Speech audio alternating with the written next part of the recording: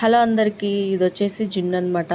చూసారు కదా ఎంత పర్ఫెక్ట్గా గడ్డలా వచ్చిందో. ఈ ప్రాసెస్ ఎలాగో మీకైతే చూపించేస్తాను. ఇవి వచ్చేసి నిన్నటి పాలే అనమాట, నిన్ననే ఈనింది. ఇంకా ఇవి వచ్చేసి 1 లీటర్ పాలు, జున్ను పాలు. దీంట్లో నార్మల్ పాలు 1/2 లీటర్ అయితే నేను యాడ్ చేశాను.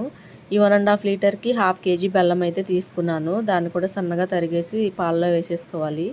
కొంచెం మిరియాల పొడి, 2 ఇలాచీ కూడా యాడ్ చేసుకుంటే ఫ్లేవర్ బాగుంటుంది. ఇప్పుడు ఈ బెల్లం అంతా కరిగే వరకు మిక్స్ చేసుకుని ఇంకో గిన్నెలోకి అయితే ఇలా వడపట్టేసుకోండి. అంటే ఆ డస్ట్ ఉంటుంది కదా. ఇప్పుడు ఇదైతే నేను కుక్కర్లో పెడతాను. ఈ కుక్కర్లో అడుగున కొంచెం వాటర్ యాడ్ చేసి ఇలా స్టాండ్ పెట్టి ఈ జున్ను పాల గిన్నె దాంట్లో పెట్టేసి దానిపైన మూత పెట్టండి. ఇప్పుడు క్లోజ్ చేసి ఒక 3 విజిల్స్ రానివ్వండి. 3 విజిల్స్ వస్తే సరిపోతుందన్నమాట. 3 విజిల్స్ వచ్చిన తర్వాత బాగా చల్లారిన తర్వాతే తీయండి, ఎందుకంటే అప్పుడే గడ్డలా తయారవుతుంది.